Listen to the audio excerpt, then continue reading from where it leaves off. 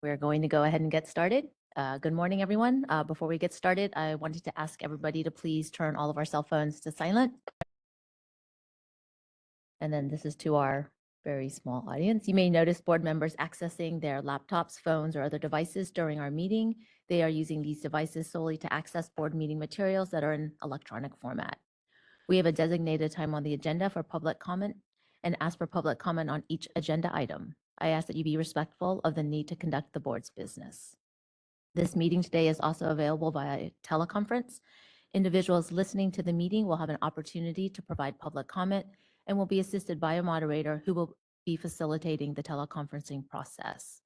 For those members of the public participating via teleconference, please wait until the moderator has introduced you before you make your comments. Each person will be limited to 3 minutes per agenda item. However, during agenda item 2, public comments on items not on the agenda, the board will welcome public comment for 5 minutes per speaker.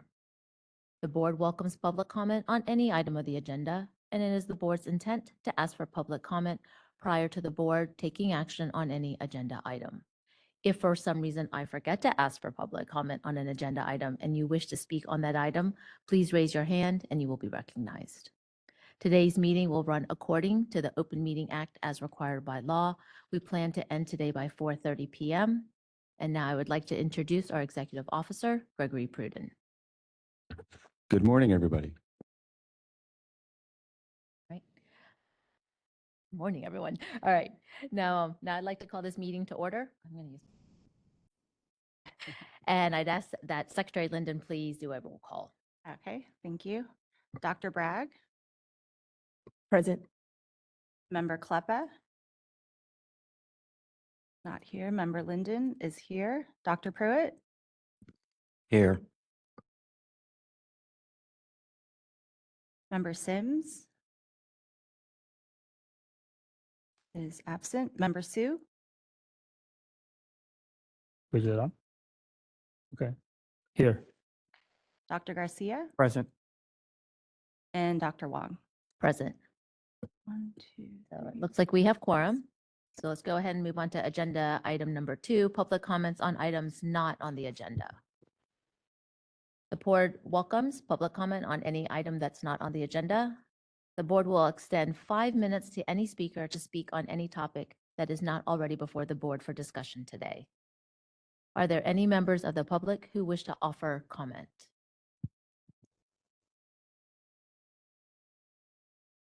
All right, there are no hands raised in the room. And then, Madam Moderator, is there anyone on via teleconference? This is the moderator, and at the direction of the board, I've opened up the Q&A feature for public comment.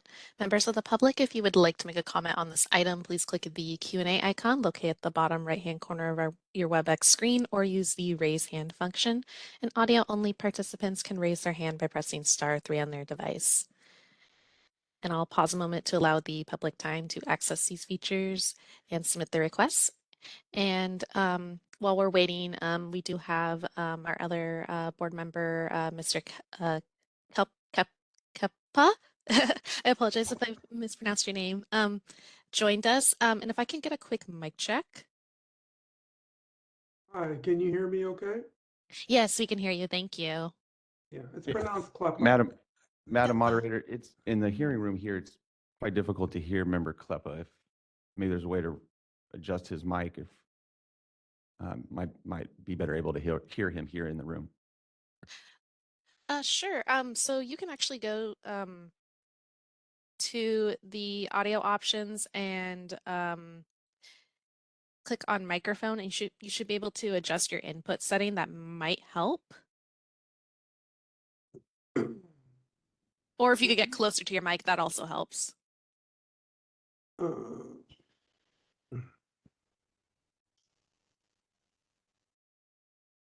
I tried Optimize for voice. Does that help? It's a little better, but if there's any way to get it even louder, that would be ideal. Let me try switching to a different microphone, see if that helps. Okay, how does that sound? Incrementally better. Okay. I only have one other option. I'll try one more. How about now? Member Kleppa, we have an audio video tech in the room who's going to attempt, as you're speaking, to turn your volume up here in the room, so we'll be able to hopefully better hear you. Let's try proceeding with that route for now, and if we run into any difficulties, we'll address them. We do have the ability for a call-in option as well, so we can explore that if we need to. But let's attempt, as you are speaking, Member Kleppa, we will have assistants here in the room try to boost that volume. Sounds good, thank you. Well, All right, and welcome, this Mr. Kleppa. So, This is- Madam Moderator, are there any comments from those on the phone? this is the moderator. Appears there are no requests for public comment. Would you like me to close that Q&A panel? Yes, please. So let's go ahead and move on to item number 3, which is discussion and possible approval of minutes from the August 25, 25th, 2023 board meeting minutes.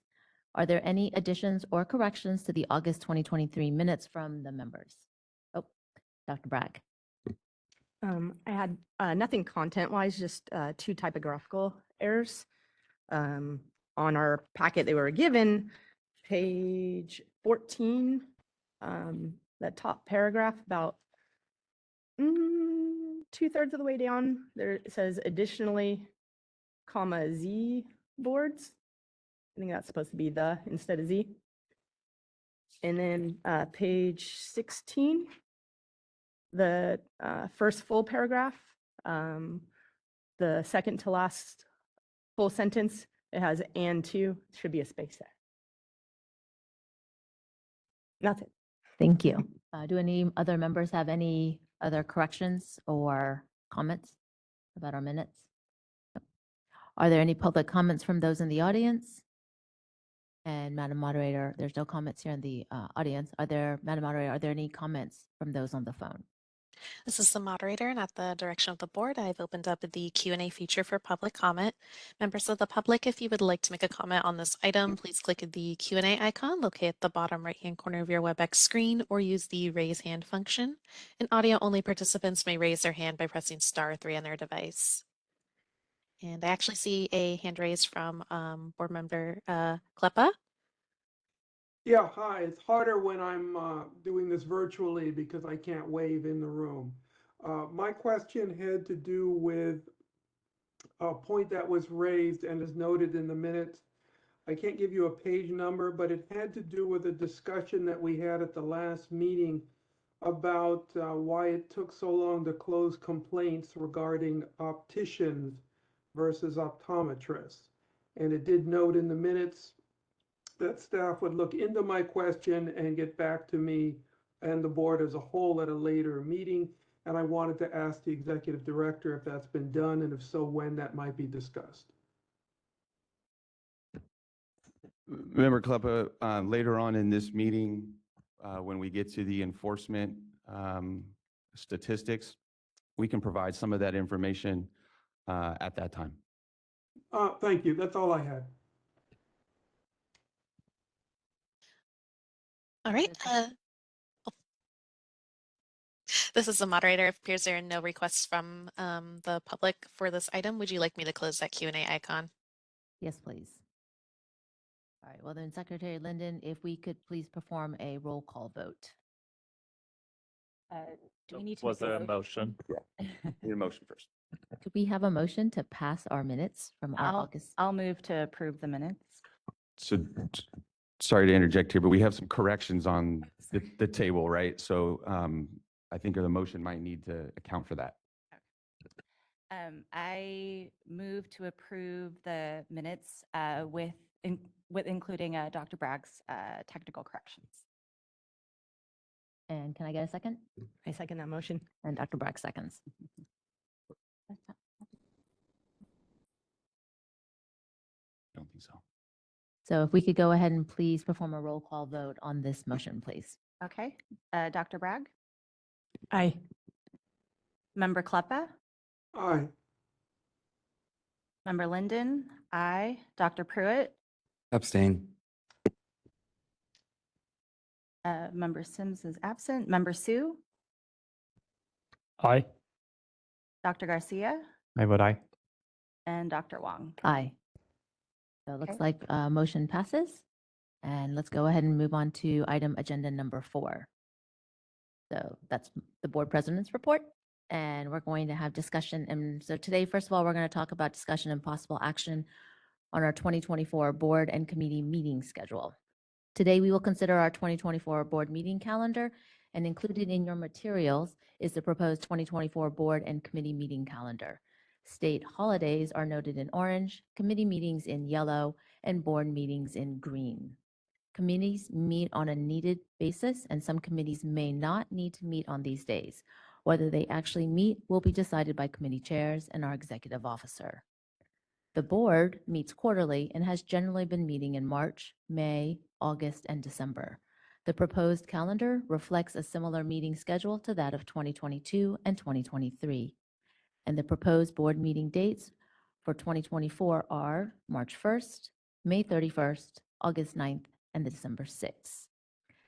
Committee meeting dates are proposed for February 2nd, April 5th, June 7th, and August 23rd and October 11th.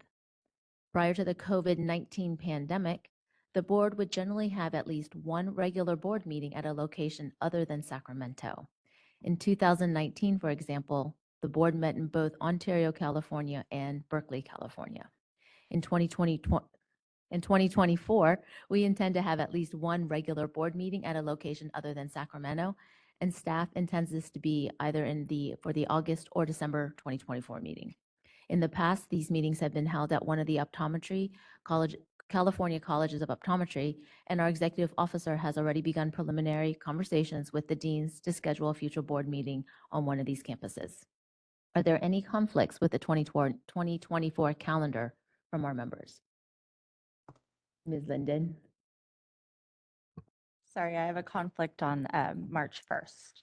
March 1st, okay.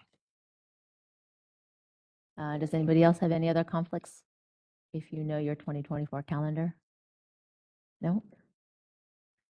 So, I have a question, if I might. On the committee meetings, I understand the board meetings will have to be in person. Is that correct? Member Kleppa, not technically pursuant to the law, no.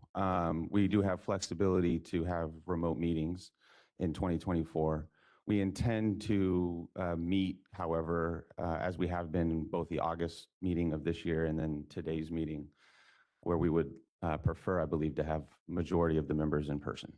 So that's the intention, but the law does allow for flexibility for remote participation. All right, so I presume then that remote participation might be possible on a committee meeting then?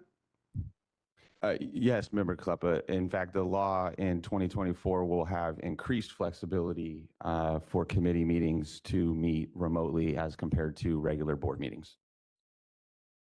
Okay, excellent. That affected my ability to attend one item or another, so that's fine. As far as conflicts, I also have a conflict on March 1st. Just to be clear, Member Kleppa, and for the full board, I think it is our intention to have the committee meetings meet remotely in 2024. Again, the regular board meetings, we would prefer to have board members attend in person, but the committee meetings, given the flexibility that will exist in the law come the new year, provide an opportunity for those meetings to meet in that way. So we do intend to have the committee meetings meet in a remote format for the members. Oh, thank you. That does help. Then, as I said, it's really just March 1st. I have at least a partial conflict, so I might not be able to attend at least part of the meeting. The rest of them I can adjust. Thank you.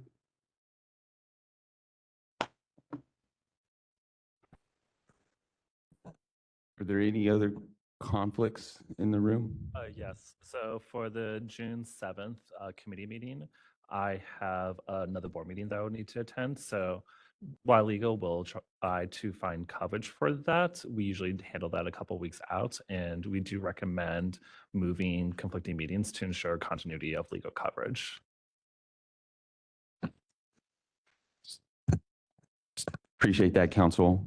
So members, we do have, just to remind the members, we are an 11-member board, but we presently only have 8 members appointed to the board. So our quorum number is 6, which presents a tight number.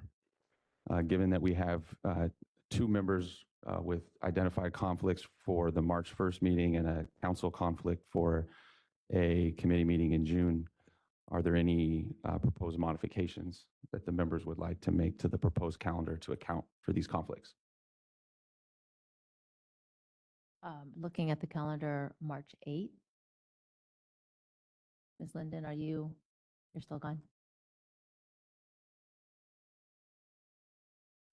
I'm going to be overseas, so my time difference will be 16 hours ahead during that time. When are you here in the month of March? Like, if it's like February 23rd, is that too, like if it was the Friday prior, is that too soon? The other one is January what?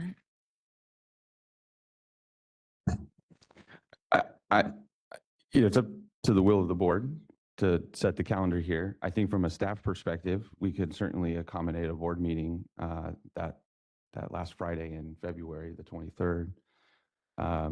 Last year we had a December meeting, the first Friday of December, much like we are today. And then we had to have, for specific reasons, a pretty fast turnaround with a January board meeting. And I think that was pretty aggressive and tight for us to do. But I think an end of February meeting is possible. Looking at February 23rd for the board members in the room, does that date work for all of you guys? As Member Garcia, I'll be out of the country that week, but I'm only one. So if it works better for the majority, then let's leave it on the 23rd. Also, I will also note that council has a conflict on February 23rd as well. Okay, I guess February 23rd is out. February 16th, that is the Friday before Martin Luther King weekend. There. Members in the room? Member Klappa, would February 16th, that was the Friday before President's Day weekend, would February 16th work for you? Yes, at this point, yes. Okay. So now looking at the proposed meeting dates for 2024, they would be February 16th, May 31st, August 9th, and December 6th for the board meeting dates. Those dates, Laura, okay for everyone? Not Member Garcia, not for everyone, but that's okay. I'll be out still then, and so. That's kind of tight because that means everyone else has to make it. All right, we need quorum. All right, so I'm going to propose February 16th as instead of March 1st.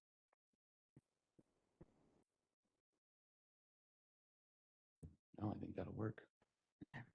We need to take care of the committee meeting. Yes. All right, and then committee meetings. So we have committee meetings that are scheduled for it. The June 7th one is the one that's in conflict. Council can't attend. You can, June 14th?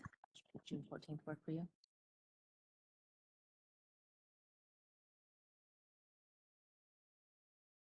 Okay, so June 14th is okay for our council and Member Klappa? Oh, I have a conflict on the 14th.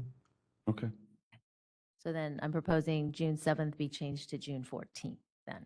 Okay. And just a reminder, this is for a committee date meeting. And as President Wong stated in her remarks, not all committees will meet on these proposed dates. As we approach the preparation for those dates, decisions will be made, right, about which committees are actually meeting.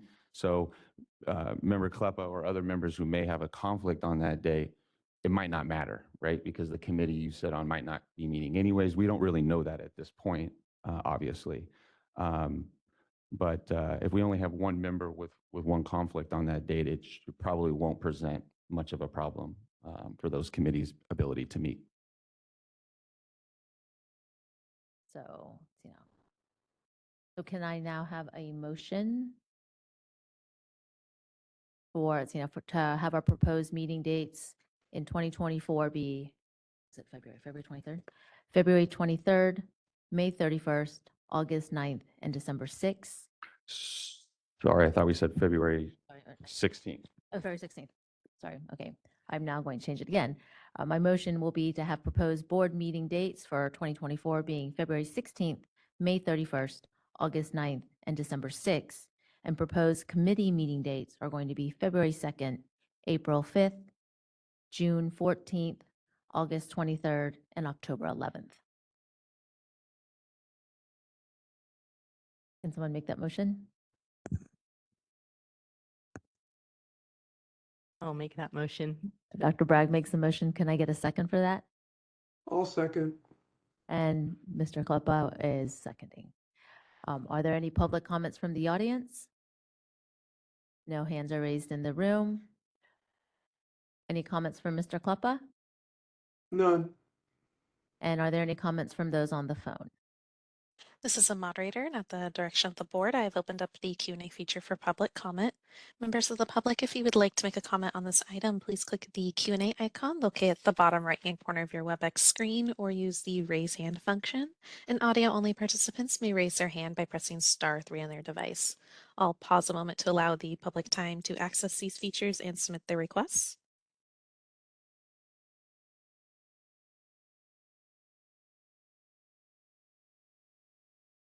All right, and seeing none, would you like me to close that Q&A panel? Yes, please.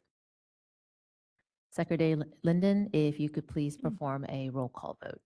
Okay, Dr. Bragg, Aye. Member Kleppa, Aye. Member Linden, aye. Dr. Pruitt, Aye. Member Sue, Aye. Dr. Garcia, Aye. and Dr. Wong. Aye. So motion passes. Thank you. Let's move on now to agenda item number 5. So item number 5 is discussion and possible action on CSBO strategic plan supplemental regarding diversity, equity, and inclusion. Okay. So today, the board will receive a presentation from the DCA strategic planning staff regarding the CSBO strategic plan supplemental regarding diversity, equity, and inclusion. Before we receive their presentation and get into the strategic planning session, I'd like to offer a few comments. In his 2019 inaugural address, Governor Newsom announced his vision for a California for all. The key ingredient to this vision, he said, was courage, and he defined the word as doing what is right, even when it is hard. This vision of a California for all is the promise where the California dream is possible for everyone, and it reflects the diversity of our state, which is one of our greatest assets.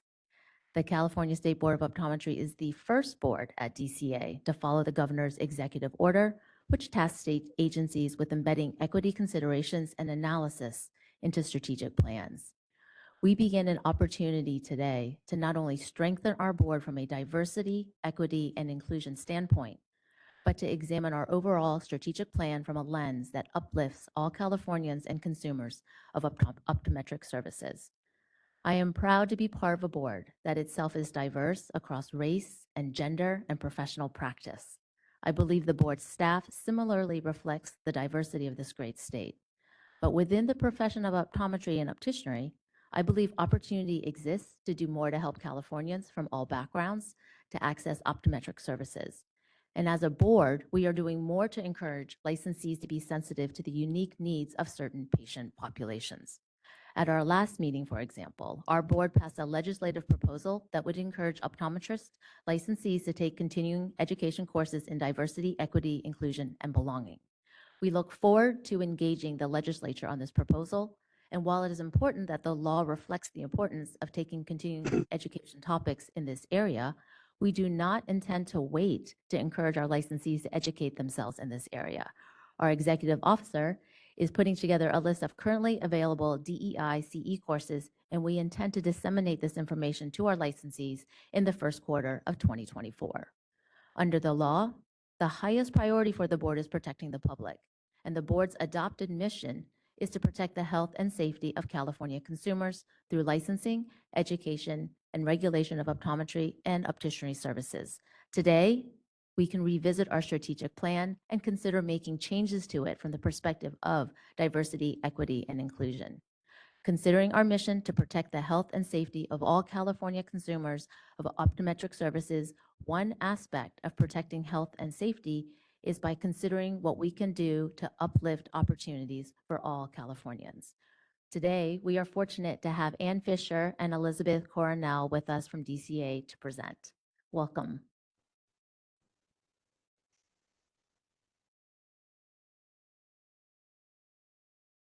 Thank you so much. So we're going to be presenting, but congratulations. As you heard, you are the first group to do one of these DEI supplements to your current strategic plan. So we're sort of making a new path here. We don't know how long this portion of the presentation is the meeting is gonna take. Depends on your feedback and depends on how granular you'd like to get in your discussion of your current objectives, but we're going to go ahead and get started.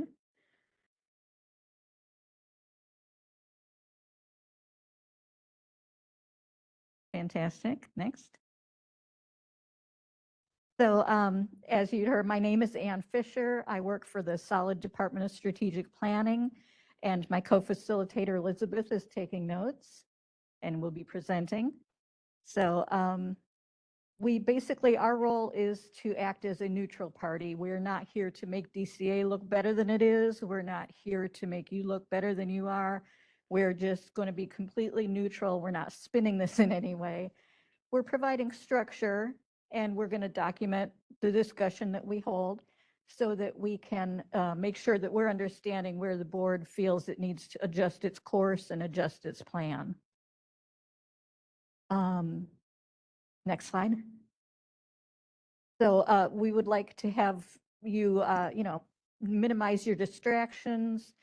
It's important, especially with so many vacancies on your board, that the people who are here participate fully, and even introverts can force themselves to be at least somewhat engaged, and not head nods are fine, but just, give some intentional thought to this. This is going to provide the structure for the staff to perform the next 5 years' work. You'd like to have it be a thoughtful process. So we ask for that. And then finally, achieving consensus. If there's something that didn't work out exactly the way you wanted, or your particular angle on a topic didn't get represented explicitly, we'd like to ask if you can live with it.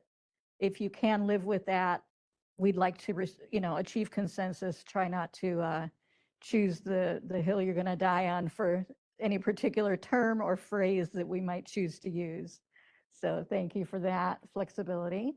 The first thing we're going to do is watch a outstanding video that DCA's Solid Training has put together about what is DEI. Some of you may have had training already, but it's important to get the background specifically put out there so that you can build on the rest of your work.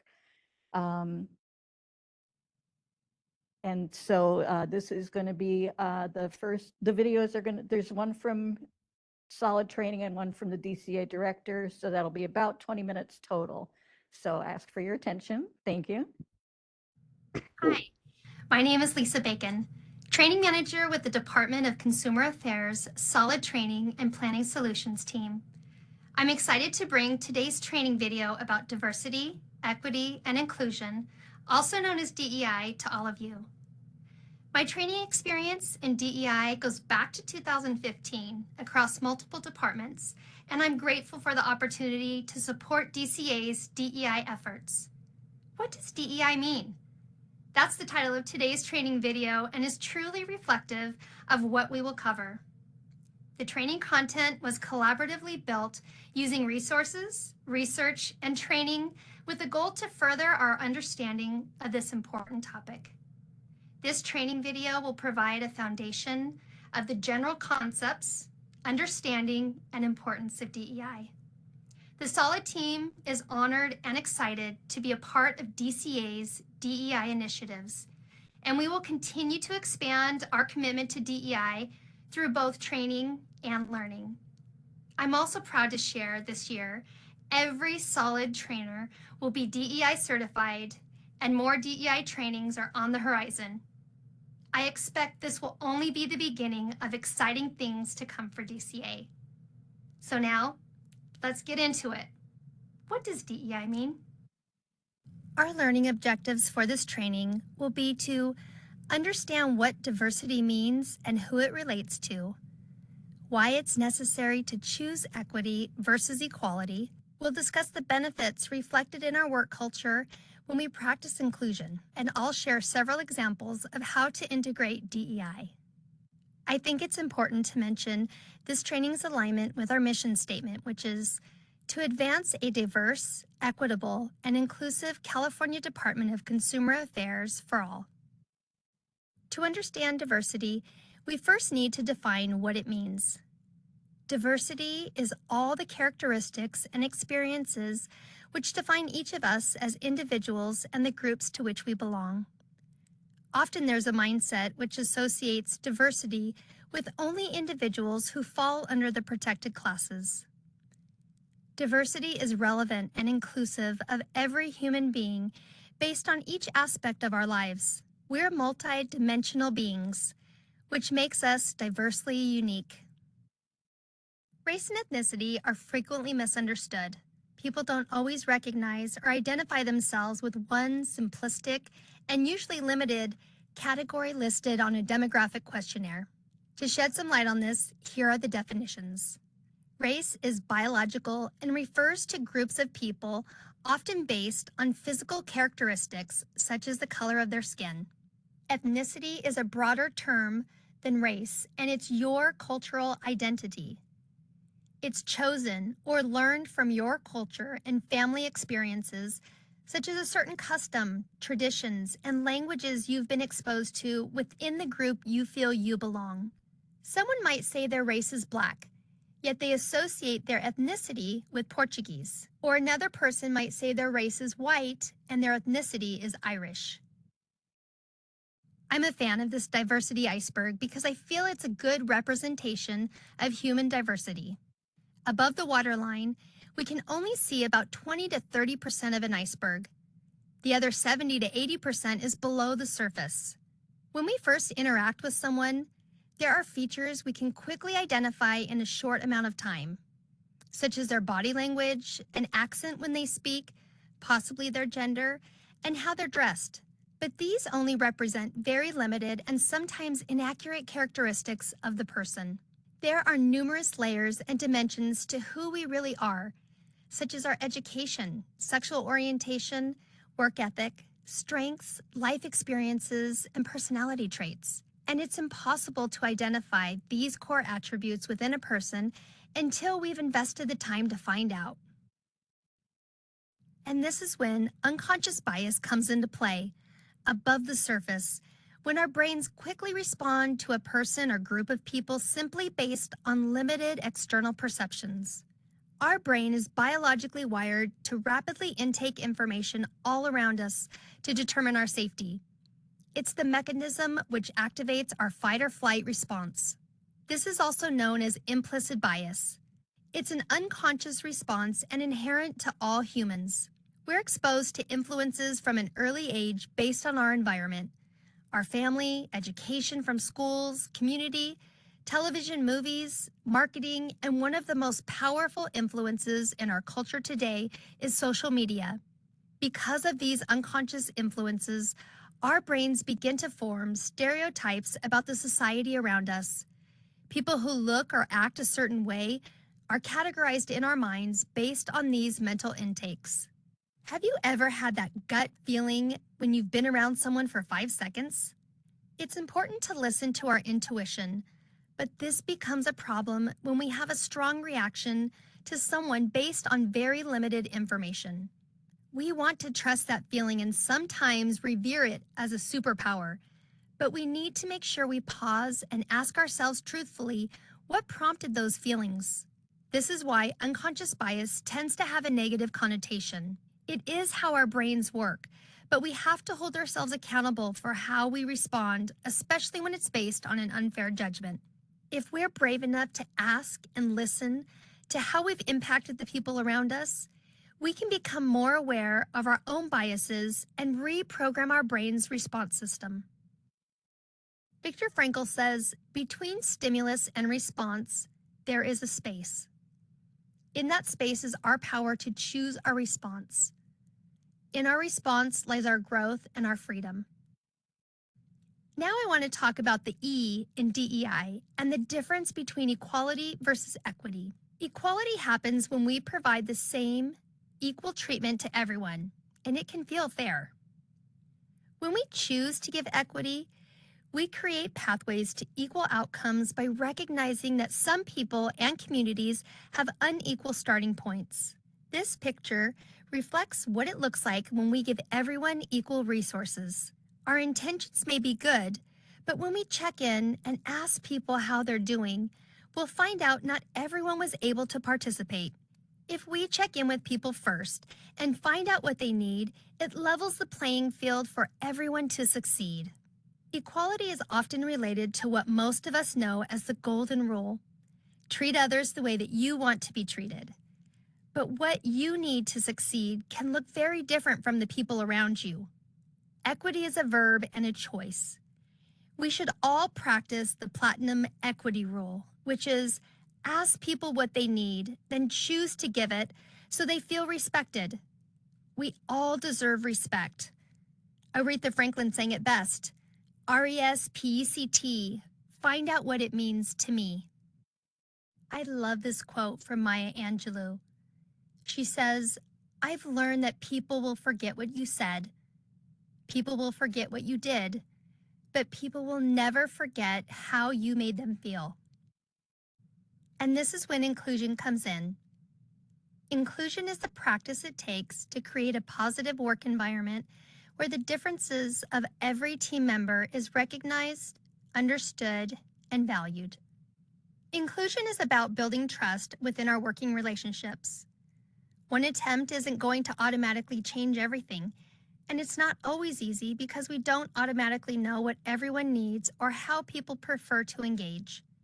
Inclusion takes time and practice.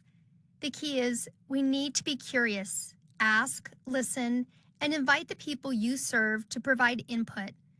Don't just ask for their feedback after the project is said and done. Give everyone involved a voice and a seat at the table. When we practice inclusion, it lifts morale. Retention increases because people like coming to work. When people feel valued and heard, they're innovative, which inspires collaboration within teams, and DCA becomes a destination employer. Simon Sinek believes the role of a leader is not to come up with all the great ideas. The role of a leader is to create an environment in which great ideas can happen. How can we create inclusive engagement? Hold meetings regularly, then give people options for how to communicate and provide input. In work groups, extroverts tend to speak up and sometimes dominate conversations. If an introvert or analytical person who needs a little more time to problem solve isn't given an opportunity, great ideas and insight can be lost. Groupthink, also known as conformity bias, can quickly contaminate a group when everyone's voice isn't heard and understood. When a special assignment or project is given, make sure the goals and expectations are clear. Give everyone on the team an opportunity to learn and grow from a special assignment. Create a mentoring opportunity by pairing someone more experienced with someone who's new to the project.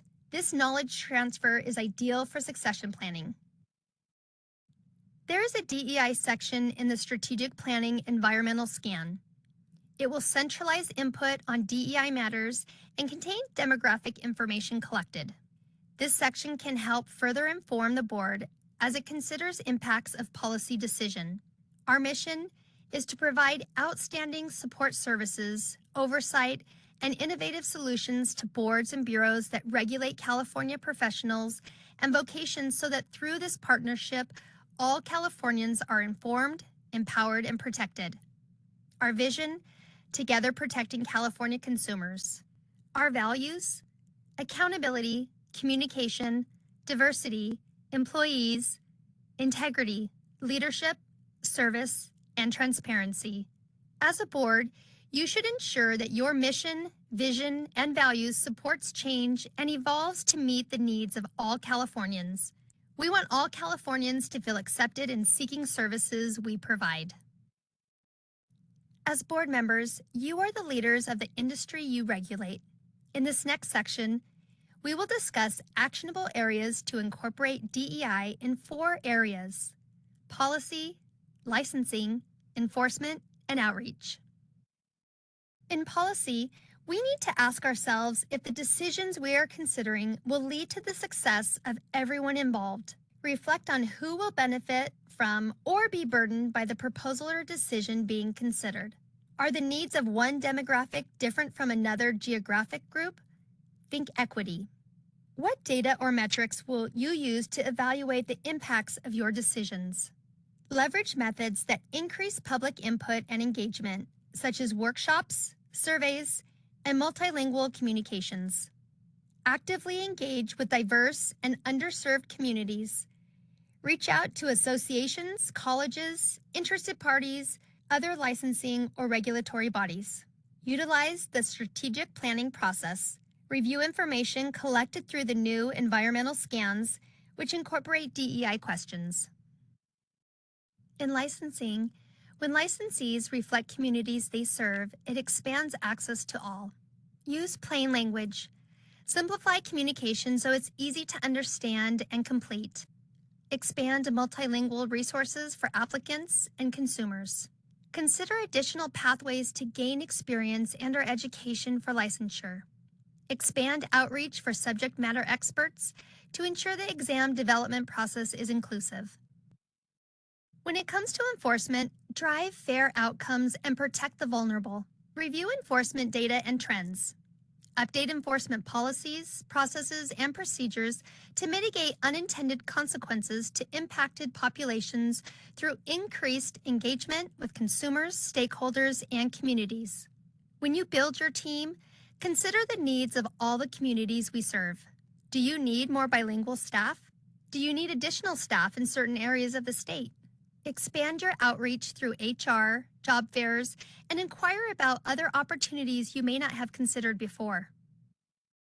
As you begin to integrate DEI, remember you can't take the bias from the person, but you can remove the bias from the process. Through outreach, you can increase access and opportunity when you reach and meet people where they're at. Do you know what the second most common language in California is? Spanish.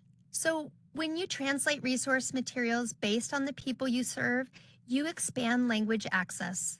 Develop multilingual communications for social media posts, applications, forms, and other resources you provide. Publish written and video testimonials from your diverse consumers, which reflect their age, race, gender, and cultural differences. As you begin to integrate DEI, remember to leverage all the resources available to you at DCA. The Equal Employment Opportunity Office administers the American Sign Language and Real-Time Captioning Services contract. The EEO office conducts the department-wide language survey to identify the public it serves, the languages spoken, and the bilingual resources available at DCA to ensure equal access is provided for all consumers. The Consumer Information Center administers a contract that provides phone language services to consumers in over 200 languages. The Office of Human Resources administers the bilingual pay program, including the establishment of bilingual positions. The Office of Publications, Design, and Editing coordinates requests for the translation of written materials. The Solid Training and Planning Solutions offers DEI-related trainings, surveys, meeting facilitation, and development of strategic plans. The Office of Professional Examination Services offers examination translation and adaptation services. I want to share one of the many examples of how the Board of Barbering and Cosmetology has integrated DEI. The California Board of Barbering and Cosmetology celebrates the ever-changing diversity of California's consumers and licensees, so we can establish a quorum, which is why the board has made a concerted effort to expand on its language accessibility. Here are some of our achievements. Upon request, each individual that visits the board in person is given the opportunity to access an interpreter via the language line phone service if the individual does not feel they are able to effectively communicate with board staff. Let's take a look.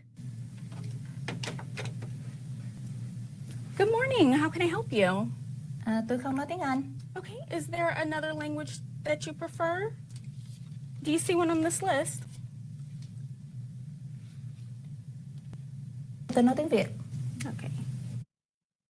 A unit within the Department of Consumer Affairs called the Consumer Information Center, or CIC, provides phone agents who assist consumers and licensees in English, Spanish, and more than 240 other languages with the assistance of a third-party vendor via the toll-free number 1-800-952-5210.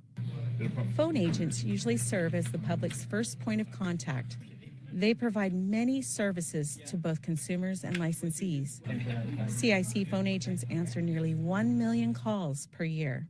The board provides 3 additional language access pages in Spanish, Vietnamese, and Korean languages on its website, www.barbercosmo.ca.gov. The English homepage has the option for Google Translate.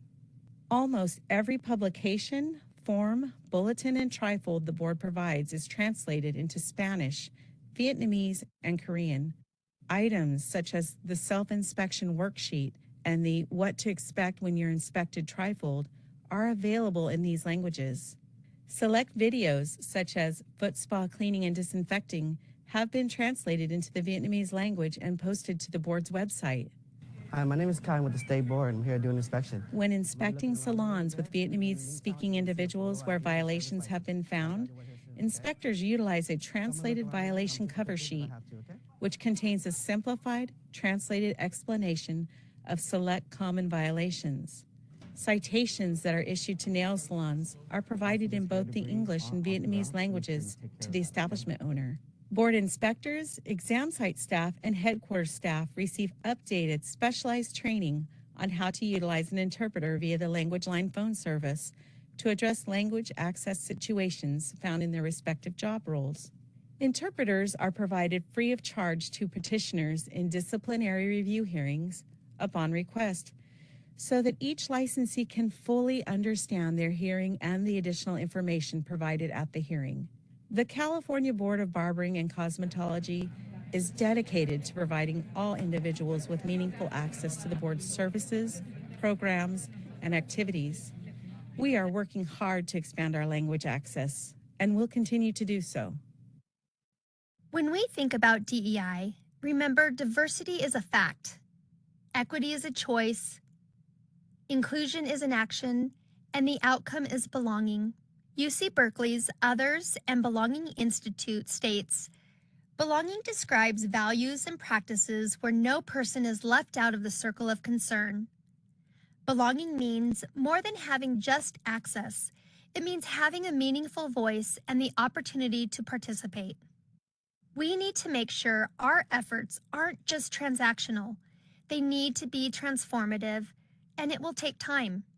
So remember, DEI is a journey, not a destination.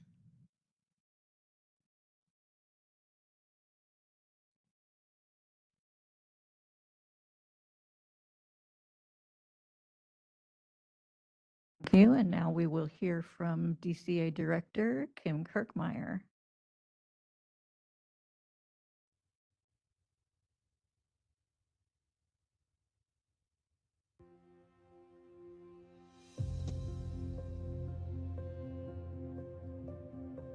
And we're not getting sound.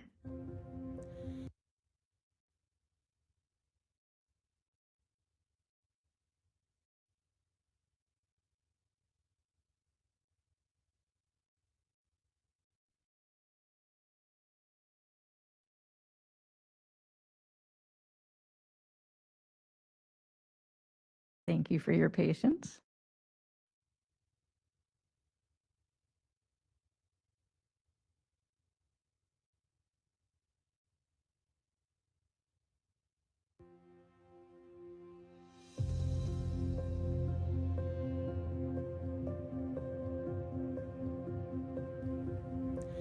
In 2022, Governor Newsom issued an executive order directing state agencies and departments to build upon the state's efforts to advance equity by taking new concrete actions to address disparities and expand opportunity for all Californians. The governor's executive order builds upon and strengthens the state's commitment to a California for all. We all have an important role in this effort. As you develop your board's strategic plan, building in and embedding diversity, equity, and inclusion into the goals and objectives is one of the most effective ways we can make progress and produce results with long-lasting impacts. The work that the boards and bureaus do touches the lives of every Californian. That is why it is so important to take into account every Californian when building out the board's mission, vision, values, and goals. The department's Diversity, Equity, and Inclusion Steering Committee and the SOLID team are available as a resource to help you in meeting those goals. Thank you for being a part of making our department a diverse, equitable, and inclusive California Department of Consumer Affairs for all.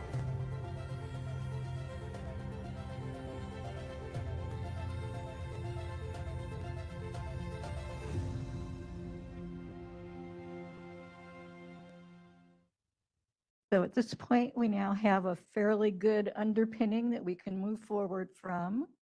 We're going to go ahead and check back in with our agenda for this morning. And as I referred to, we might finish before lunch. We don't know, but we'll see. So we've seen the videos. We're going to go over the general purpose of strategic planning because I know we do have some new board members. We're going to review the supplemental process that SOLID engaged in. We're going to review the findings from the scan that we've done.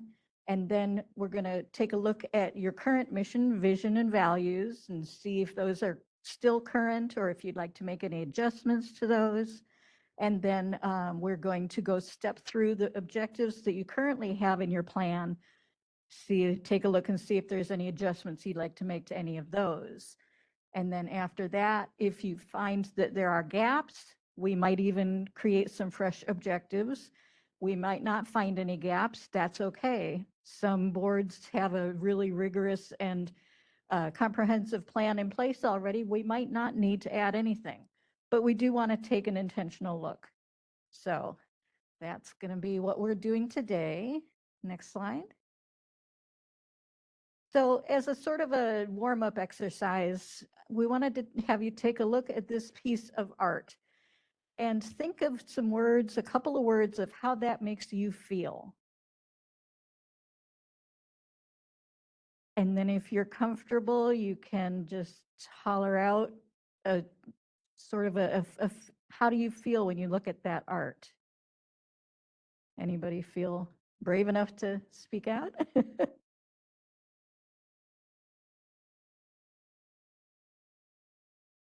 It makes me feel happy and anxious at the same time. Good. Okay. All right. And say it makes me feel like a party because it looks like confetti. Nice. Okay. Some positive connotation there, hopefully. Yeah. Any other thoughts? Okay. Basically, we wanted to offer this so that you could see that what one person thinks might look like a confetti in a party might look anxious or chaotic to someone else. You can't assume that everyone is feels the same way you do. There's more than one way to look at something. No one answer is correct or incorrect. And that we hope this little brief exercise will help you see that some of the current ways that we're doing things with the board might not look the same from someone else's perspective.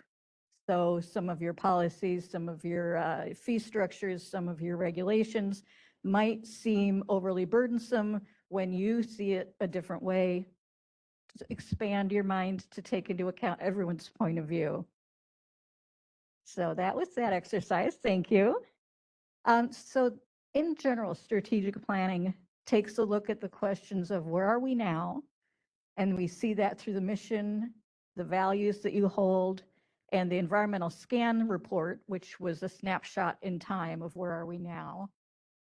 We take a look at where we're going as a board, which is by looking through your vision statement and your goal statements and your objectives of what you hope to accomplish in the next 5 years or so.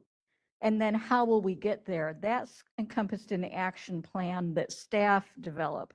And so Greg and staff have reported on some of the things that we've already accomplished as far as your current strategic plan, and that's great.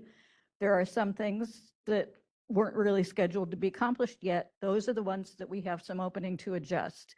So we might end up just course correcting a little bit on some of the things that we're doing, but the action planning is more the boots on the ground, the staff who are responsible for executing your objectives. And then in this DEI supplement, as President Wong described, this was originated from the governor's executive order. We are hoping to take a good look, a broad look at all Californians from, all regions of the state, all socioeconomic groups, all racial, ethnic groups, take a look at all of them and create pathways so that in the future, no one will say, oh, hey, look, there's my optometrist is someone who speaks my language. That's fantastic. Or, oh, I got to drive 3 hours to get my eyes checked. That's ridiculous. Opening up pathways so that everyone can have an equal outcome in the healthcare. So as we've been developing our strategic plan and this amendment, this supplement, basically we check in with Greg and this executive staff. We plan out our work.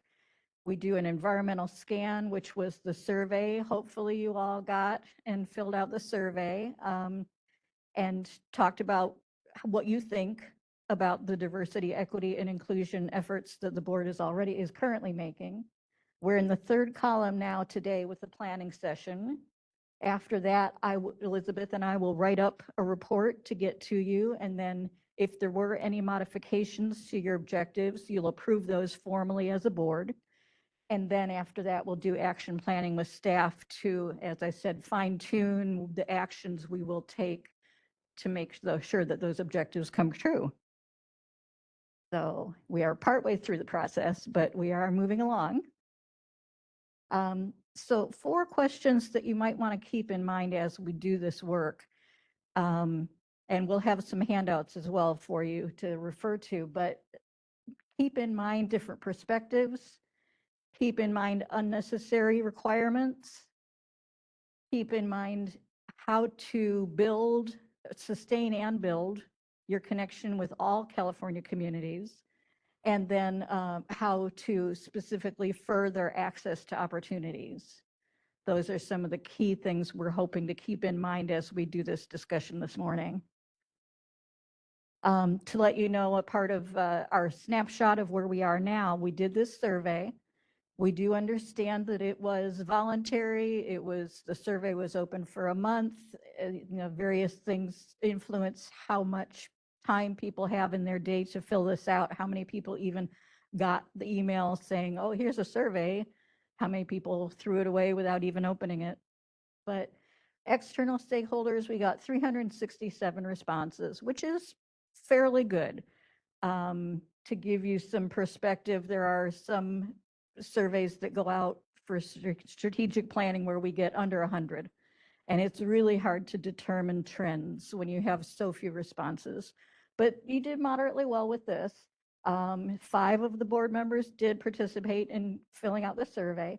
So we've got 385 different people contributed their opinions on diversity, equity, and inclusion and how it affects the board. So that's our snapshot. So I'd like to go ahead and give you a chance. I saw you did read your mission statement at the beginning of the meeting, but are there any adjustments that you think would be appropriate right now?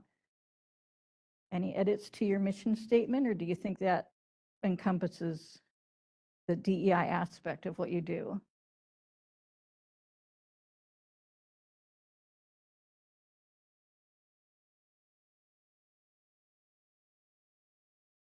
Is there any language you'd like to add, or are you comfortable with it as it is?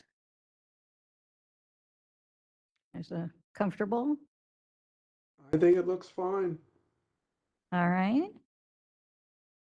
Okay. Then I think we're good to keep our mission statement as is. Thank you. The values that you have chosen are here. Do you want to include any of the three terms? And I encourage you, don't include them just because DCA has told you we have to have this meeting. But do you honestly think that you already do these things? Are these values that in board operations, if someone were to say, oh yeah, I dealt with the optometry board, they really were a group with integrity. They really were a group of excellent performers. Do you want to add any other terms related to diversity, equity, and inclusion?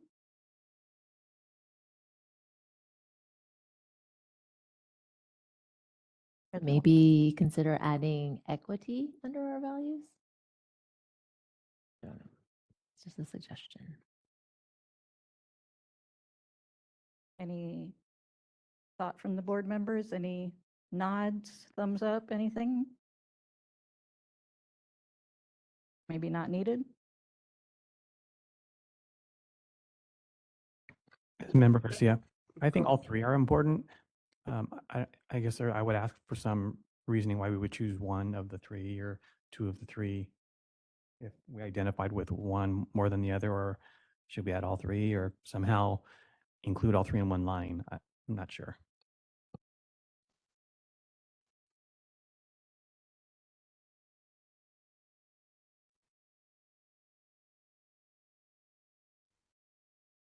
Any other thoughts from board members? Could we say something like support the principles of DEI without having to spell it out, or? Since this is sort of a bullet list, at least with the others, did Sure. you want to just add that final bullet that Elizabeth typed, possibly of DEI, would spell it out, diversity, equity, inclusion? I think I think that would be cleaner rather than choosing one, two, or none. I might just add it from my perspective for consistency with some of our other efforts. As President Wong mentioned earlier, this board has a ledge proposal to encourage our optometrist licensees to take continuing education topics in diversity, equity, inclusion, and belonging. And I think the reason why we chose to include that B in that effort is because of national efforts regarding the AOA, who uses the American Optometric Association, who uses the DEIB nomenclature. So my suggestion would be if the board wants to go down the path of including diversity, equity, and inclusion here, that you might want to consider including the B belonging word as well. Exactly. I've heard acronyms. I've heard JEDI, which is justice, equity, inclusion, diversity. Everyone's sort of still landing on what acronym they want to use, but exactly, if there's something in the profession that already exists, it makes sense to go with that. Is there any objection to adding this item?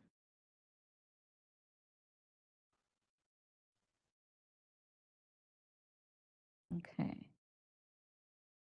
So I guess, Dr. Wong, does that sound appropriate to put all four terms? Yeah, I like all four. Okay, all right. Okay, great. Thank you. So that's now next is your vision statement. And again, it's going to be just an opportunity to wordsmith a little bit, tweak, flesh out the current vision statement, highest quality optometric and optical care for the people of California. Any spot you'd like to enhance or edit?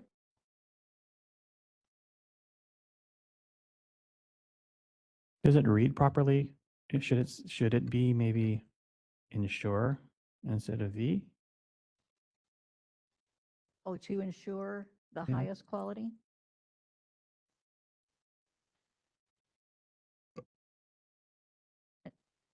For the vision, this is Elizabeth, I'm here. For the vision statement, we encourage you to have it, to think of it as a picture in the future, something you're envisioning. So when you see yourself in the future, you see this already accomplished. So when you add the word ensure, it's more like a mission. A mission statement is something you're currently working on day to day to accomplish. The vision is something that if you think in the future, it's already done. So you can see yourself in that state.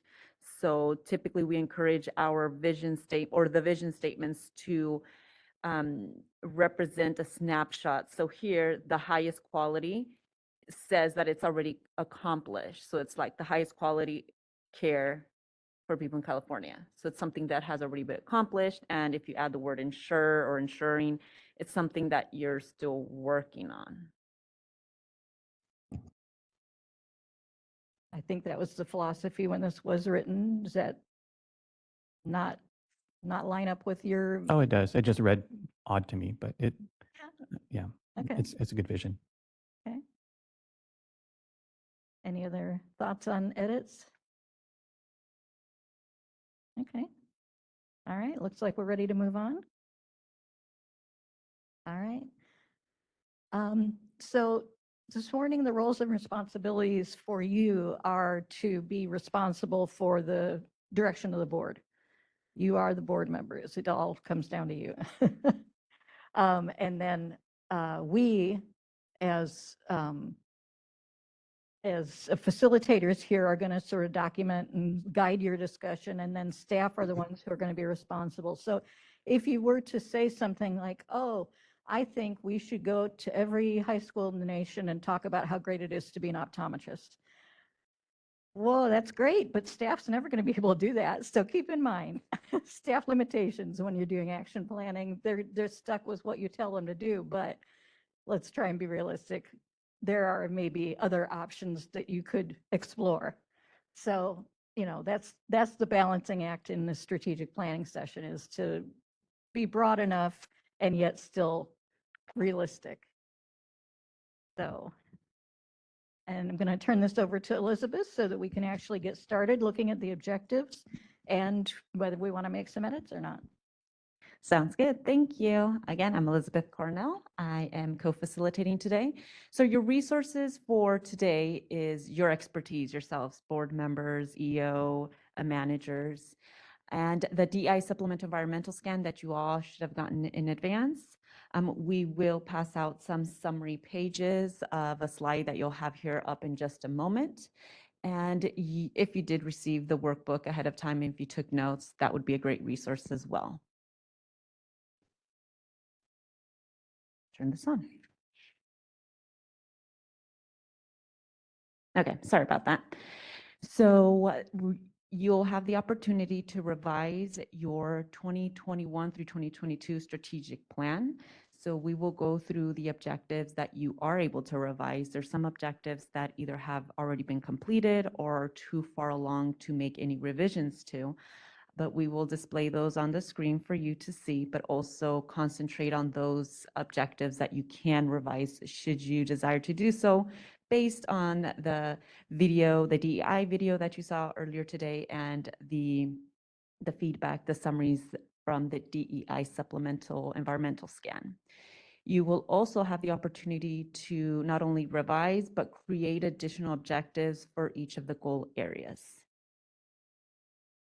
So what we do ask you, and this was also in the environmental scan, to consider who will benefit or be burdened by the decisions that you make or propose, so the objectives that you propose or have proposed.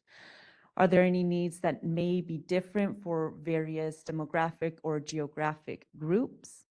Once implemented, how will the board measure the effect of the impacted populations? And lastly, what data or metrics will be used to evaluate the impacts? And the last one is more concentrated during the action planning, which is done with the executive and managers and staff. Any questions? So the instructions for today, revise the existing strategic objectives And when developing new objectives, you will get the opportunity to share any issues or topics, letting us know why you would like to address it, how the board can solve or address these issues or topics that you present as new objectives, and what are the desired outcomes. So with those, we can create new objectives for you. And the revised strategic plan, whether it's the revised objectives or whether they're new objectives, we will work on drafting that, giving that to the EO, making any of the edits, and it will be brought to you for your revision and your approval in an upcoming meeting. We do encourage that the objectives, whether they're the revised or the new ones, follow the SMARTY methodology, which includes being specific, being detailed on what is it that you want the board to do, the staff, the management, the EO. Measurable, something that can be measured as it's completed, something that's actionable. So letting the board, staff, and executives, the managers know what exactly do you want done in regards to a specific topic or issue that you present today. Realistic, something that is realistic for the board to accomplish, also something within its mandate. Time-based. If you don't specify a time, so if it's not something that's super urgent that needs to be done within a month or two, if you don't specify time, it'll default back to the time frame of the strategic plan. And make sure it's inclusive, considers all individuals, and lastly, equitable, creates pathways for everyone to equal outcomes. And you should have a handout of this coming up to you. And also a summary of the 4 questions that were presented earlier. And these 4 questions were the ones that were sent out in the survey, DEI survey, to all the stakeholders.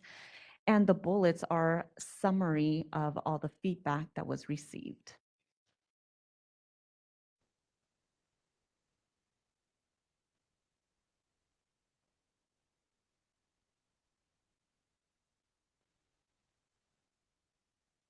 So those are reference sheets for you to refer to as we go through the objectives here. So we'll get started. Real quick, just a question, Elizabeth and Ann. We have one of our members who's remote, obviously, so he can't get the handouts that were just passed. Where can I direct him in his materials so that he can participate in this portion? Well, our PowerPoint is just displayed the SMARTY methodology, and so I wanted to go ahead and give you an opportunity to look at that, but it is something that Elizabeth and I will largely be the ones responsible for making sure that you create objectives that do fit that SMARTY Got it. specific time-based. The DEI summary that you got, the 1-pager, that's going to be displayed at the beginning of every goal area on the PowerPoint. Okay. And then the strategic plan, I believe, went out with the board materials. Yes. So it's nothing new that anyone has never seen before. Awesome. Wonderful. Thank you. You're welcome. I will go back to the SMARTY. If the board member online, if you wanted to take a screenshot and have it somewhere on your desktop, I'll leave it there for a few seconds. I have it. Thank you. You're welcome. And also this one is the other handout. So if you want to take a screenshot of that one, but we'll present it at the beginning of each goal area.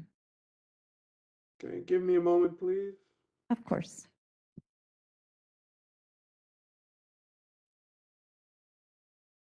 Got it. Thank you. You're welcome. So we'll get started with the first goal area, which is licensing registration. You can take a moment to read the definition and let me know if you have any revisions based on the environmental scan, based on the DEI videos.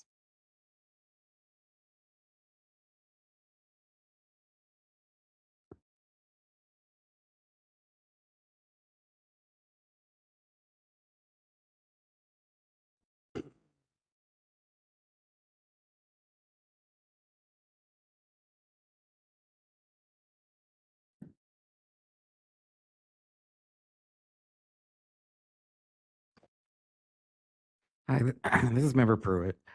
Um, I just have kind of a, not really a question, but maybe just a request to have some guidance in how or where, how we're supposed to approach this as a board. I'm struggling just personally myself because using the example as the cosmetology board, there are salons that are opened up by individuals who don't speak primarily English, but for our circumstances, I mean, you have to go through school, go through standardized testing where you pretty much have to have a mastery of the English language before you can get to the point of licensing. And so I'm just kind of like ask maybe a little guidance on how we approach this as board members and as this particular board of how licenses are issued and come about. Definitely. For this specific, the definition of the goal area, we don't really anticipate any large changes. The modifications will really come into the objectives themselves, and we will provide more guidance there.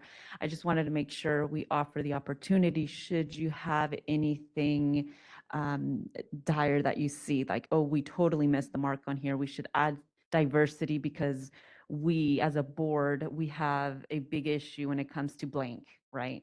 But there obviously doesn't seem to be one because I don't see any of the board members or management or the executive officer bringing anything up to revise this definition.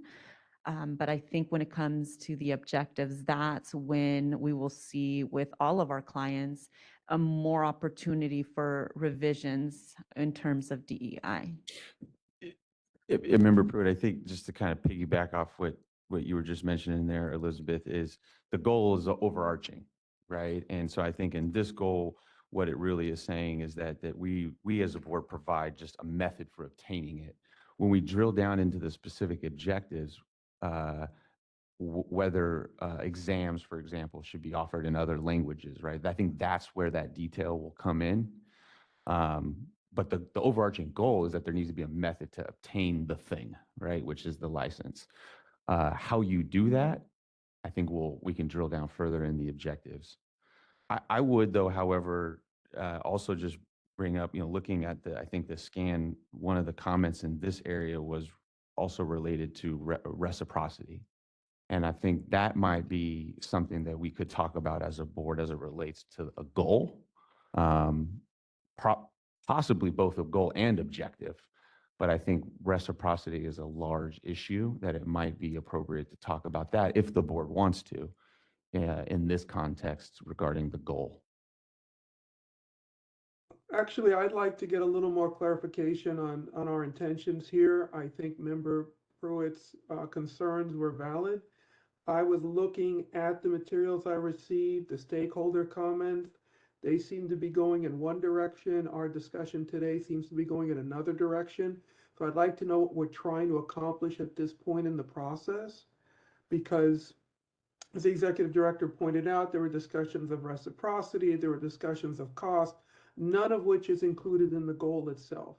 So are we just focused on the goal and putting aside the concerns raised in the scan responses?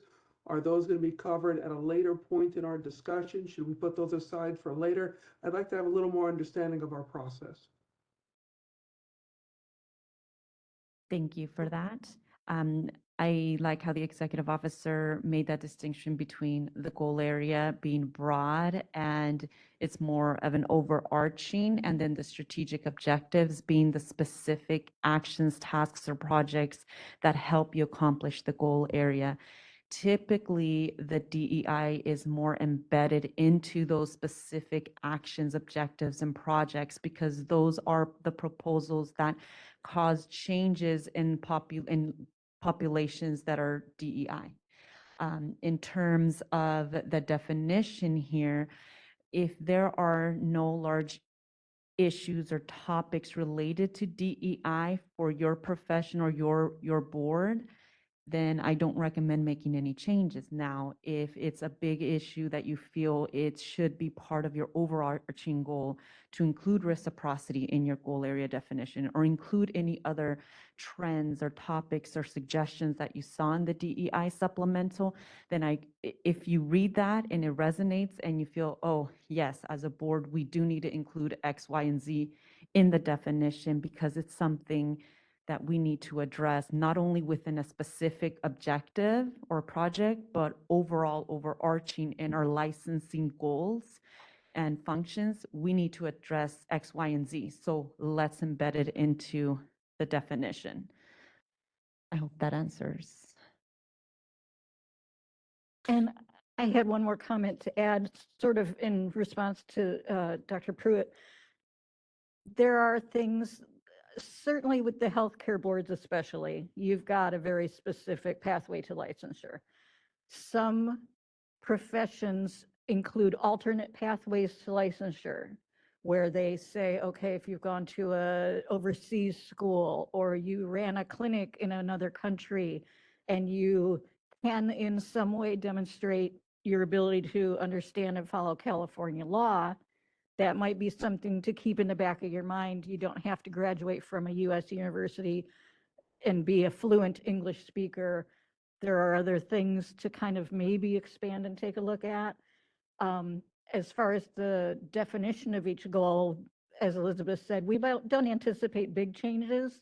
The only thing I would look at is perhaps offer the board provides applicants an accessible method for obtaining and maintaining a license. Is that a nuance that you think is important enough? Do you think it's implied and everyone's fine and we can skip adding that accessible word? Those are the sorts of nuanced thoughts that I think we were hoping to elicit today. Thank you, Anne. And also, that's a really good point. It depends as well on what you see the needs on the environmental scan responses as well. So if you had a large response rate, or if you had a trend of people saying that you were not accessible, then maybe at that point you would say, oh, we need to add accessibility somewhere in the definition because people don't see us as accessible when we are issuing licenses.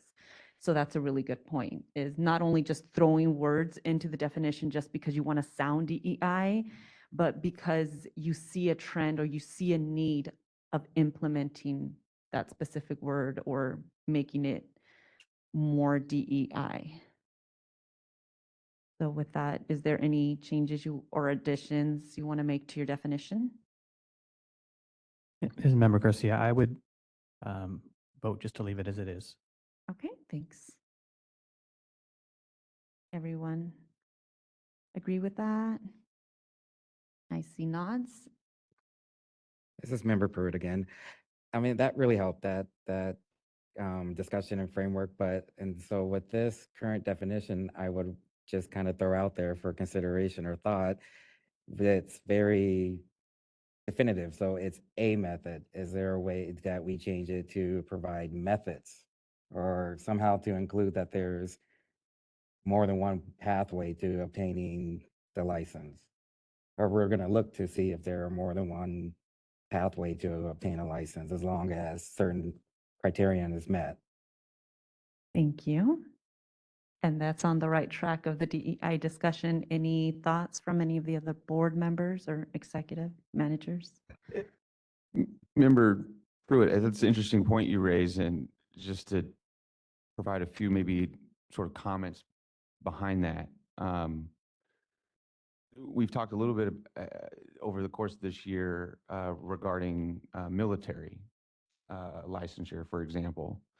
And while this board is not impacted in that way as some other boards at DCA are, there have been several efforts this year and over the past few years to increase pathways, provide reciprocity.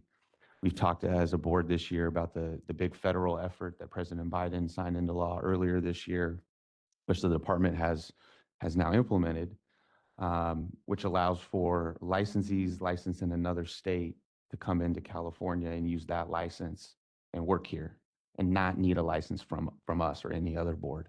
So to that point, there are populations of people for which there is not one method, right? There are multiple methods or different methods.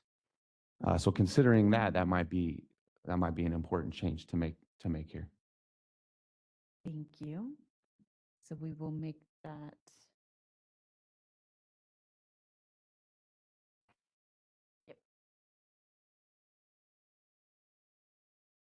And just to maybe further comment on that, the way that the department has implemented this Federal Service Members Civil Relief Act, if I'm remembering the name of it correctly, is by utilizing the department's DCA search function, search.dca.ca.gov, and there's a link on there for this military population. He populates a list, and you can see who's received.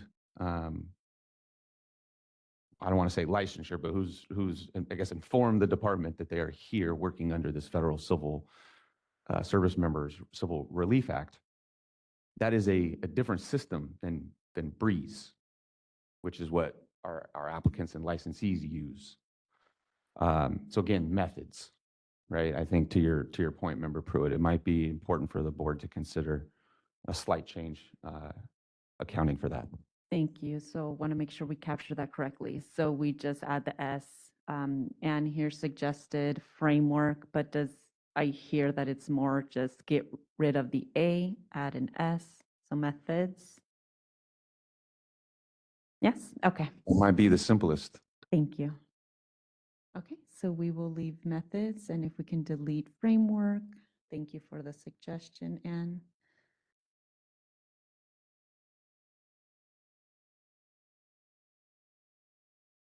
Okay. Any other revisions you would like to make to your definition? No? I see some no's. Okay. All right, so moving on to the objectives themselves, and on the screen we do have a summary that you all have handouts, and the online board member has as a screenshot. So again, these are all the responses, a summarized display of your DEI environmental scan. So each of the questions, the bullets below, are summaries of the responses. So keep those in mind as you potentially revise and or create new objectives. So as I mentioned before, some of your objectives have been completed and can no longer, or it wouldn't be effective or efficient use of your time to revise those since those are completed. So in this case, 1.1, 1.3, 1.4 have been completed. We'll give you a quick second, just if you want to take a look at those. And also 1.5 has been completed. And you have no objectives in the process that are being worked on, but you do have one that has not been started yet, and that's 1.2. And here, I will give you a moment to read it and see if there are any revisions you would like to make.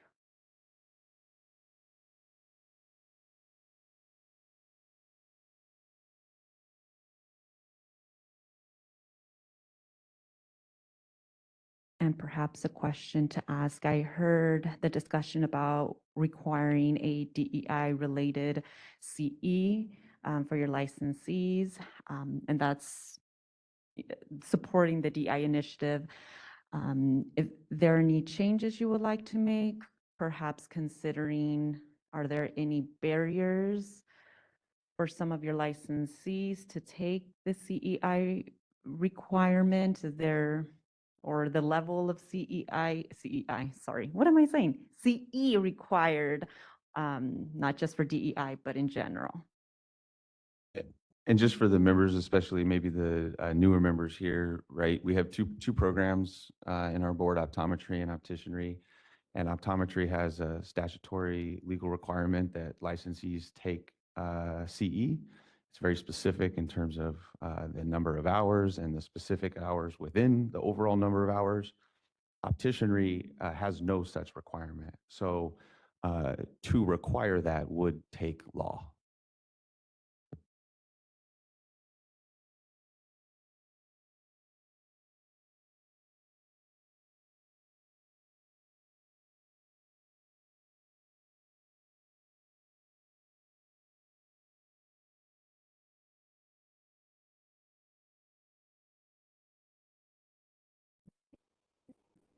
No changes, no revisions to this objective. I have a question. Yes. The last phrase, and high application standards throughout licensure, what does that meant to mean? Are we ensuring that high application standards are met? What are we trying to achieve with that phrase represent?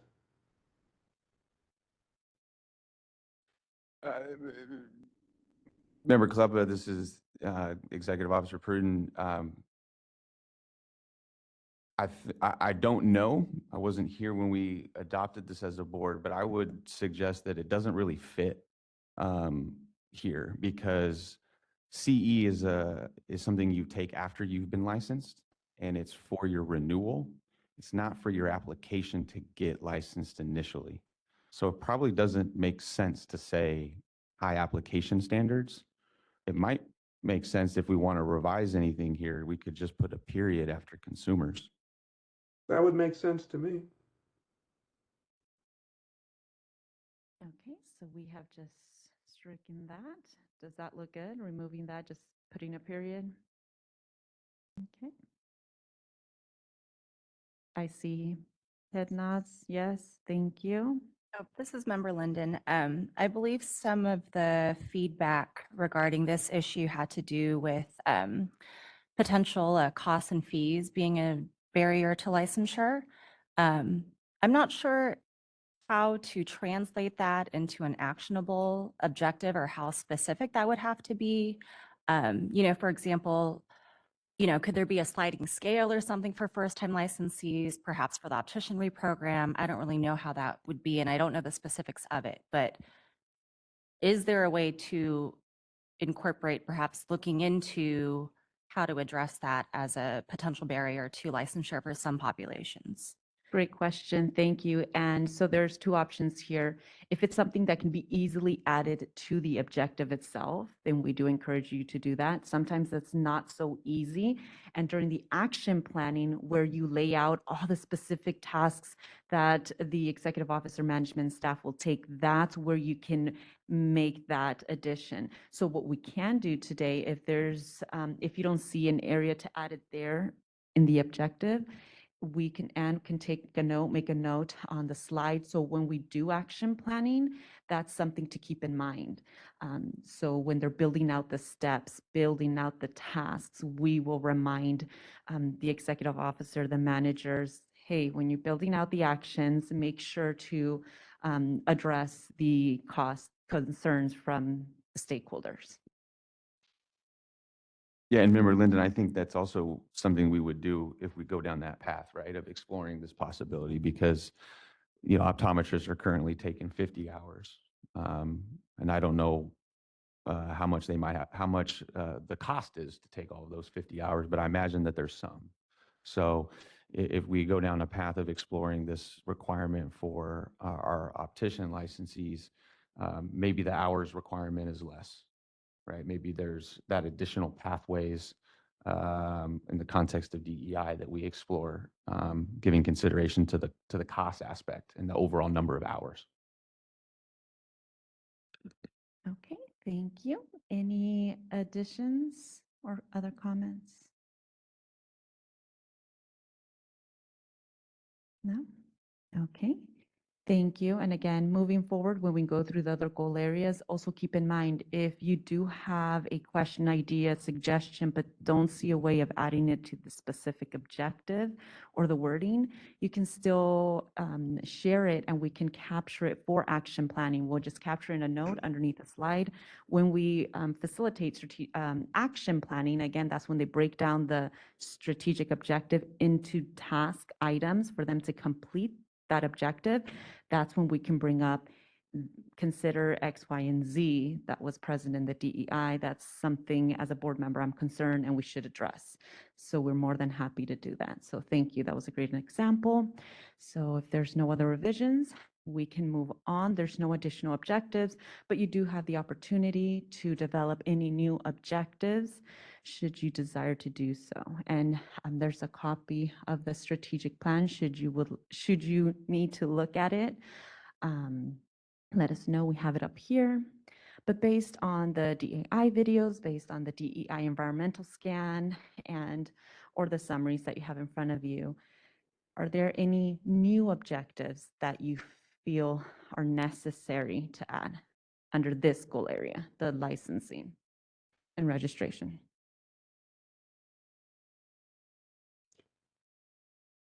There was a mention in the materials, this is Member Kleppa again, on the issue of in-person continuing education classes versus virtual classes. It's something Member Linden was just touching upon. I guess my question for our licensed members would be if they can help me understand what the breakdown is between in-person versus virtual to meet those continuing education requirements, or is there a breakdown? Because there seems to be a concern from some that the in-person classes are more expensive or time-consuming. Member Club, I'd be happy to take that one because I noticed that as well in reviewing the materials. And I think this is an example of outreach and communication that the board perhaps can do even better on. Since May of 2020, it has been possible for all optometrist licensees in California to complete all of their CE via methods not requiring in person. We flexed that law pursuant to the COVID pandemic, and then we formalized that in a CE regulation that took effect on August 23rd of this year. We published that information on our website. We distributed it via listserv as well. Licensees in California holding an optometrist license are not required to take in-person CE. Thank you. But they're required to take live CE. So the live CE took the place of the in-person CE. So you do have to have live interactive CE. Yes, and live interactive can be accomplished via a live webinar.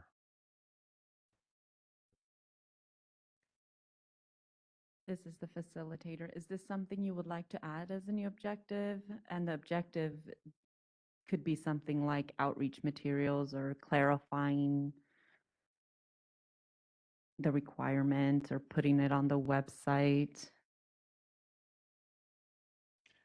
Well, from what the executive director just indicated, this seems to be an educational issue rather than a actual problem with what we do. So maybe a little more education or another notice on the website in this regard might be useful.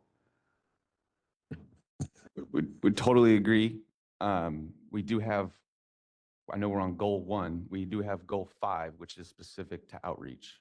So I think this topic and maybe anything involving outreach might be more appropriate there. Those would be my thoughts. I'm fine with that. Thank you. We will copy and paste this into the outreach goal area. Just give us a moment. Are there any other issues or topics you would like to address or create new objectives on for this goal area? Well, there is something that the executive director raised earlier about reciprocity, which I presume had to do with accepting someone who's already been approved as a licensee in another jurisdiction to practice in our jurisdiction. So maybe that's something that we should explore as a board, since that seemed to be an issue in the stakeholder comments and was raised earlier by the executive director.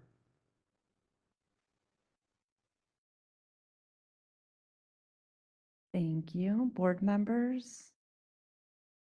Is that a topic, an issue you would like to address as a new strategic objective?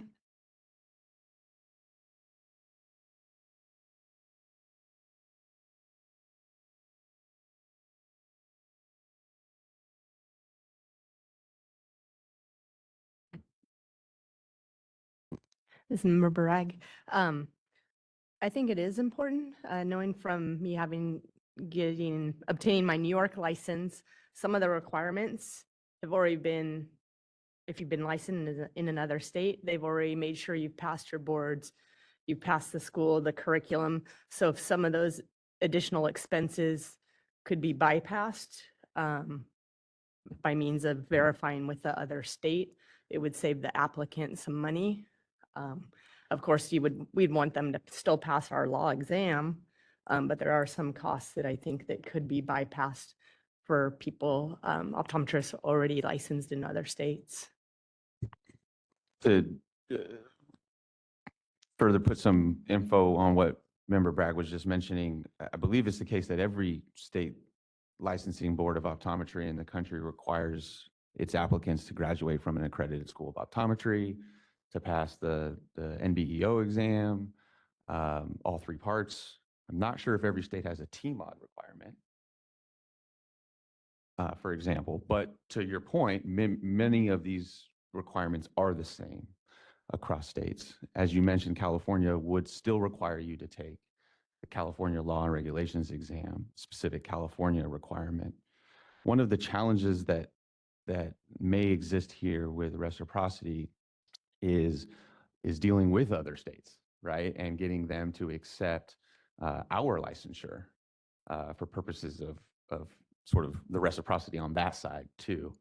So it kind of goes in both directions, but you're right that in many of the requirements that we have here in California are the same as they exist in every other state that licenses optometrists. And in our experience, we've seen programs address this in different ways. It really depends how far along, how much research they've done, where they're at in this topic. And you could, if you would like to address it or do something about it or implement, obviously that would require law regulations. Or if you just want to simply explore it, that can also be an objective itself. Explore reciprocity. If you want to give us some specifics on how the board can solve it. As we draft the objective, we will clean that out and create a objective, not necessarily include all the ways to solve it. That's mostly a great source for us when the executive officer managers are building out that action plan, those tasks. They'll pull from a lot of those, how can the board solve it or address it? But this can definitely, if you provide us with some ideas, it can help us shape that objective as we're drafting it. So what we've picked up so far here, the issue is reciprocity. One of the reasons to address it is the cost burden for applicants. One of the ways that the board can solve it is research other state requirements that seem to be part of the discussion. Let us know if we aren't capturing this correctly. We will fix it. We're typing basically what we hear or understand, capture. So let us know if there's any errors. And board members, what is the desired outcome? What would you like to see? Some research, a report brought back to you? You want to see it implemented? What is the desired outcome here? Member So, Garcia, go ahead. I have a question. So in terms of cost burdens for applicants, what would be the potential process put in place to alleviate that? Is it to reduce the cost? If so, then I don't know that this board would be able to handle that burden. Maybe the state could look at developing a pool of money that applicants could use across all disciplines to apply for a fee waiver or something, rather than hitting each individual board with that burden. Generally speaking, reciprocity intends to speak to time and not money per se. So that I know that was the feedback of our respondents, right? Was more about the cost implications. It would be, to your point, I think that this board would, if we go down a reciprocity path, we would not be looking at eliminating fees for that. You would still owe the regular application and licensure fees, but it would, reciprocity generally assists with the timing of the length of the application process. This is Member Bragg, when I wasn't talking about with the application fee, more the cost of ordering your board scores to be sent, ordering your transcripts to be sent, especially if it's been a decade over and those were some states that you didn't initially direct the board to send the state to. Thank you. And if we can add that and to, So just a couple comments maybe for the board. So one of the things that we've been doing to try to assist with this is our letters of verification. So prior to, and this was going to be something in a later agenda item, but prior to August of this year, if you were licensed in California and wanted to get a letter of verification for purposes of applying for licensure in another state, we had no real process. We had no application. We would get frequent inquiries about how to do this. So we engaged in an effort to make that an application available on Breeze, which it now is. We redesigned our homepage to make this a little bit more prominently, noticeable on the homepage, to try to assist with the timing, right? So that folks could get their letter of verification from California as quickly as possible to send it over to Texas or whatever other state that they were applying in. The other part of this has been that there are other states across the country who have been really sort of marketing their primary source verification system, which for us here in California is DCA search, right? If you go to our homepage, it says verify a license, and it'll take you to DCA search. And applicants, licensees can use that information as primary source to assist them in their application licensure process in another state. It really depends on what that other state will accept, right? Many states won't accept what is available on a website. They will only accept a paper or physical document with a seal on it, for example. But there are other states that we have become aware of. There's at least 2 that I'm aware of, and I'm forgetting the names off the top, who actually reached out to us, the California State Board this summer, marketing their primary source verification system and encouraging folks to use it to help speed up that process so that you don't have to apply for a piece of paper, pay for it, wait for it to come, et cetera. So there are some things that other states and our state board are doing sort of maybe on the margins of this to help licensees and applicants with especially the timing of this. If you use DCA search, there's no cost. If you need an official letter of verification from the board, you're gonna pay for it. So those are some things that we've been doing and some things that other states have been doing around this reciprocity question. But they're not the same thing as using that other state issued license as a means of acquiring a license here. So this is Dr. Wang. Could you or Randy explain, I guess, the current process if another OD applies for a California license? So another OD licensed in another state applying here, it's basically the same for somebody that's not licensed in another state, with one exception. We will want to see their license verification from that other state.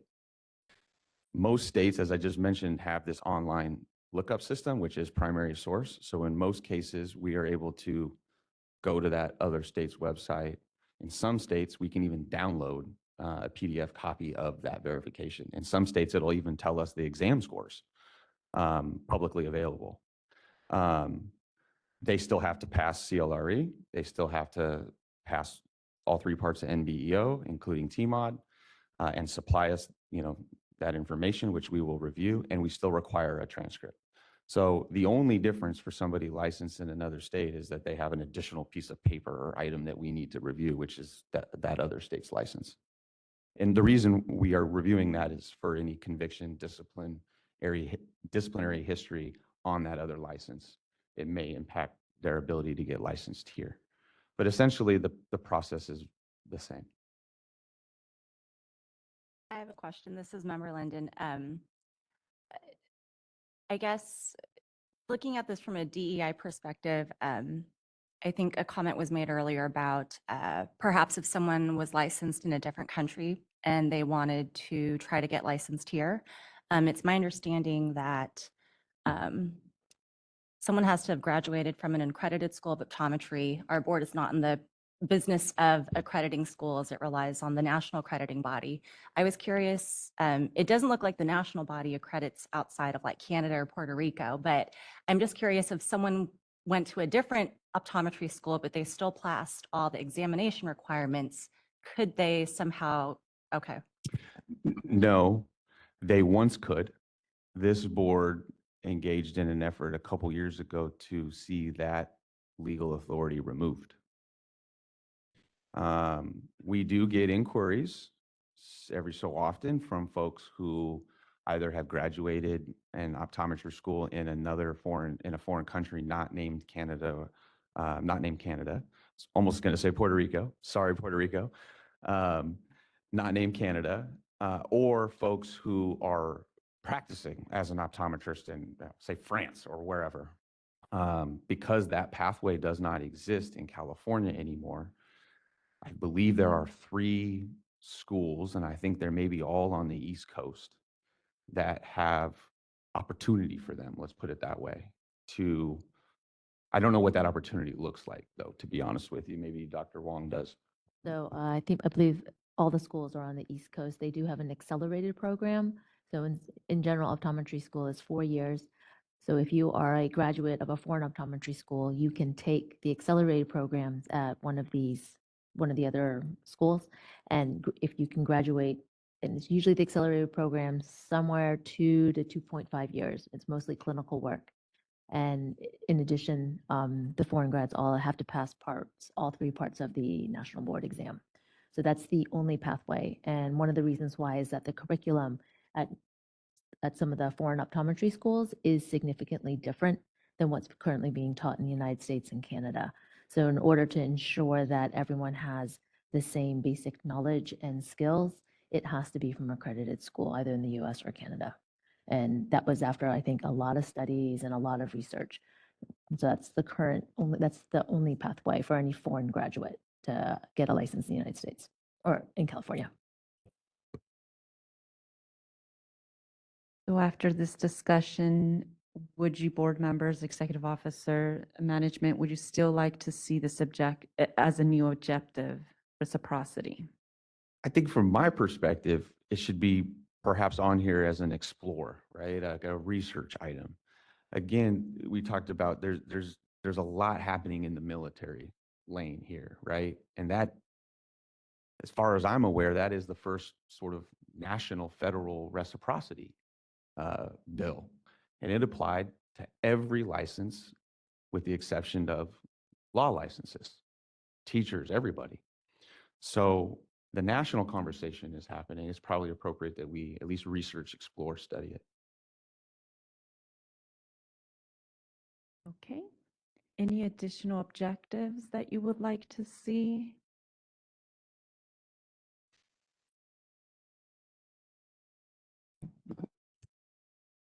There was a discussion within the reciprocity discussion about the process. Is that perhaps an objective for outreach? Or was that just to background information for the discussion? I think the outreach was more related to the CE and the changes that we made there. I think this one is appropriate for it to be in the licensing and registration goal.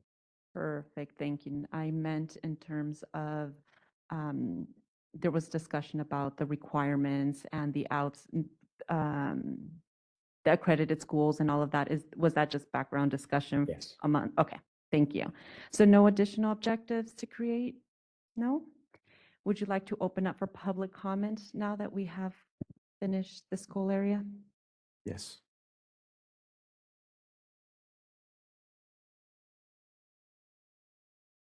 And we also want to make sure that we have the slide ready for online for those to start participating. Watch that there's a little button on the bottom of it. Yeah. Perfect. Well, my name is Ruby. I'm the executive officer of the California State Society for Opticians. And I thoroughly enjoyed this discussion. We'd like the opticians to be a part of this because we also have a need for increasing diversity for opticians. And I thoroughly enjoyed the continuing education. Maybe we can talk more about education in general for all opticians. We've got several colleges now opening up and more are opening. As far as outreach, love to have all of you come to our conferences. We have 2 of them established, Northern and Southern, and we're working to open one in San Diego. I would invite every one of you to come and make it very possible. Our executive officer came to our first one. They really loved him, and I know they would love for you to come and do some outreach in all the topics that we're going through. Thank you.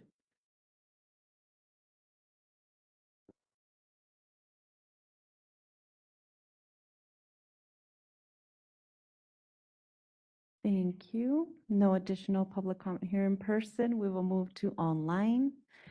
So if you're logged in through WebEx and you would like to participate, click the Q&A icon, typically lower corner of your WebEx screen, and type the word comment in the text field that appears, and click send and make sure that goes to all panelists.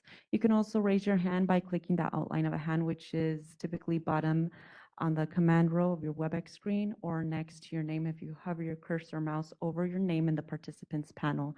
If you called in, press *3 to raise your virtual hand. We'll take a moment to see.